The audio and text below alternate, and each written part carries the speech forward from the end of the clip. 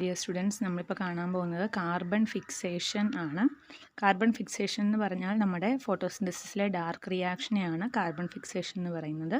അതിനെ Calvin cycle എന്നും പറയാറുണ്ട്. ഓക്കെ, അപ്പോൾ ഡാർക്ക് റിയാക്ഷൻ എന്താണെന്ന് നമ്മൾ ഈ ഇക്വേഷൻ നമ്മൾ ഓൾറെഡി ഫോട്ടോസിന്തസിസ് പഠിച്ചപ്പോൾ നമ്മൾ പഠിച്ചിരുന്നു. Photosynthesis 2 step: light reaction, dark reaction. Light റിയാക്ഷനിൽ ATPയും NADPHും ഉണ്ടാവുന്നു. ആ ഉണ്ടായ ATPയും NADPHും ഡാർക്ക് റിയാക്ഷനിൽ പ്രവേശിച്ച് കാർബൺ ഡൈ ഓക്സൈഡിനെ ഗ്ലൂക്കോസാക്കി മാറ്റുന്നു. ഓക്കെ, 18 ATP ഉപയോഗിക്കുന്നു. അതുകൊണ്ട് ഇവിടെ 18 ADPയും 18 ഇനോർഗാനിക് ഫോസ്ഫറസും അല്ലെങ്കിൽ ഫോസ്ഫേറ്റും ഉണ്ടാവുന്നു. 12 NADPH ഉപയോഗിക്കുന്നു. അതുകൊണ്ട് ഇവിടെ 12 NADP+ ഉണ്ടാവുന്നു. ഇത് നമ്മൾ ഓൾറെഡി ഈ ഇക്വേഷൻ കണ്ടു കഴിഞ്ഞു. ഇതെങ്ങനെ നടക്കുന്നു എന്നുള്ള സ്റ്റെപ്പാണ് നമ്മൾ ഇന്നിപ്പോൾ കാണാൻ പോകുന്നത്. ഇതൊരു സൈക്കിളാണ്, കാൽവിൻ സൈക്കിൾ. റിബുലോസ് 1,5 ബിസ്ഫോസ്ഫേറ്റ് എന്ന കോമ്പൗണ്ട്, RUBP എന്ന് പറയും ഇതിനെ. ഇതിൽ നിന്നാണ് തുടങ്ങുന്നത്. RUBPയിലേക്ക് കാർബൺ ഡൈ ഓക്സൈഡും വാട്ടറും വരുന്നു. ഫസ്റ്റ് സ്റ്റെപ്പ് കാർബോക്സിലേഷൻ ആണ്, എന്ന് വെച്ചാൽ കാർബൺ ഡൈ ഓക്സൈഡിൻ്റെ addition. Okay, carbon dioxide add ചെയ്യപ്പെടുന്നു. 3-ഫോസ്ഫോഗ്ലിസറിക് ആസിഡ് ഉണ്ടാവുന്നു. ഈ സ്റ്റെപ്പിന് പേര് കാർബോക്സിലേഷൻ. റിബുലോസ് 1,5 ബിസ്ഫോസ്ഫേറ്റിന് കാർബോക്സിലേഷൻ സംഭവിച്ച് 3-ഫോസ്ഫോഗ്ലിസറിക് ആസിഡ് ഉണ്ടാവുന്നു.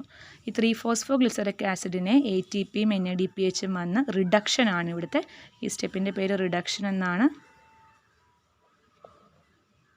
റിഡക്ഷൻ സ്റ്റെപ്പാണ്, അതവിടെ എഴുതി ചേർക്കണം, റിഡക്ഷൻ എന്ന്. റിഡക്ഷൻ സംഭവിക്കുന്നു. ATPയും NADPHും വരുന്നു. ADPയും PIയും NADP+ഉം ലീവ് ചെയ്യുന്നു. 3-ഫോസ്ഫോഗ്ലിസറിക് ആസിഡ് ഗ്ലിസറാൽഡിഹൈഡ് 3-ഫോസ്ഫേറ്റായി മാറുന്നു. ഓക്കെ, ഈ ഗ്ലിസറാൽഡിഹൈഡ് 3-ഫോസ്ഫേറ്റിന് കുറച്ച് മോളിക്യൂള് ഒരു വഴിക്ക് പോകും, ട്രയോസ് ഫോസ്ഫേറ്റ്സ് ആകും. എന്നിട്ട് ട്രയോസ് ഫോസ്ഫേറ്റ് പിന്നെ ഗ്ലൂക്കോസ്, സ്റ്റാർച്ച്, അങ്ങനെ വലിയ വലിയ കാർബോഹൈഡ്രേറ്റ്സ് ആയി മാറും. ബാക്കി കുറച്ച് മോളിക്യൂൾസ് റിബുലോസ് 1,5 ബിസ്ഫോസ്ഫേറ്റ് ആയിട്ട് റീജനറേറ്റ് ചെയ്യും. മൂന്നാമത്തെ സ്റ്റെപ്പിൻ്റെ പേര് റീജനറേഷൻ എന്നാണ്. അതിവിടെ റീജനറേഷൻ എഴുതണം. ഇങ്ങനെ 3 സ്റ്റെപ്പേ ഉള്ളൂ. നമ്മൾ വളരെ ചുരുക്കി ഒരു കാർബൺ ഫിക്സേഷൻ പറയുകയാണെങ്കിൽ ഈ ഒരു സൈക്കിൾ വെച്ചിട്ട് നിങ്ങൾക്ക് കാർബൺ ഫിക്സേഷൻ എക്സ്പ്ലെയിൻ ചെയ്യാവുന്നതാണ്. അപ്പോൾ ഒന്നാമത്തെ സ്റ്റെപ്പ് കാർബോക്സിലേഷൻ, രണ്ടാമത്തെ സ്റ്റെപ്പ് റിഡക്ഷൻ, മൂന്നാമത്തെ സ്റ്റെപ്പ് റീജനറേഷൻ. ഓക്കെ, ഇനി നമുക്കിതിനകത്ത് പറയാനുള്ളത് കാർബൺ സൈക്കിളാണ്. സോ കാർബൺ സൈക്കിൾ എന്ന് പറയുമ്പോഴേക്കും ഇതാണ് കാർബൺ സൈക്കിൾ. നമുക്കറിയാം അന്തരീക്ഷത്തിൽ കാർബൺ ഡൈ ഓക്സൈഡ് ഉണ്ട്. ഓക്കെ, ഈ കാർബൺ ഡൈ ഓക്സൈഡിനെ പ്ലാന്റ്സ് ഫോട്ടോസിന്തസിസ് വഴി ഫോട്ടോസിന്തസിസ് നടത്തുന്നു. പ്ലാന്റ്സിൽ നിന്നും അത് ആനിമൽസ് കൺസ്യൂം ചെയ്യുന്നു.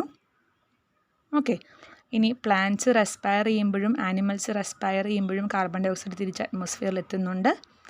ഈ ട്രീസ് ഡെഡായി ഡീകമ്പോസ് ചെയ്യുന്നത് വഴി ഫോസിൽ ഉണ്ടാകുമ്പോഴേക്കും അങ്ങോട്ട് പോകുന്നു ഈ കാർബൺ.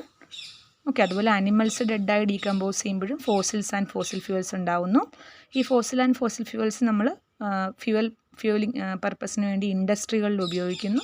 ഇൻഡസ്ട്രികളിൽ നിന്നും അത് കാർബൺ ഡൈ ഓക്സൈഡ് പുകയായിട്ട് കമ്പഷൻ വഴി തിരിച്ച് അറ്റ്മോസ്ഫിയറിൽ എത്തുന്നു. അപ്പം അറ്റ്മോസ്ഫിയറിൽ നിന്നും ട്രീസിലേക്കും ആനിമൽസിലേക്കും പിന്നെ സോയിലിലേക്കും അതുപോലെ തിരിച്ച് അറ്റ്മോസ്ഫിയറിലേക്കും കാർബൺ ഡൈ ഓക്സൈഡ് എത്തുന്നതിനെയാണ് നമ്മൾ carbon cycle. Carbon dioxide എന്ന് പറഞ്ഞാൽ കാർബണിൻ്റെ പാത്ത്, അതിനെയാണ് നമ്മൾ കാർബൺ സൈക്കിൾ എന്ന് പറയുന്നത്. അപ്പം ഈ ഒരു ഇത് വെച്ചിട്ട് നിങ്ങൾക്ക് കാർബൺ സൈക്കിൾ എക്സ്പ്ലെയിൻ ചെയ്യാവുന്നതാണ്.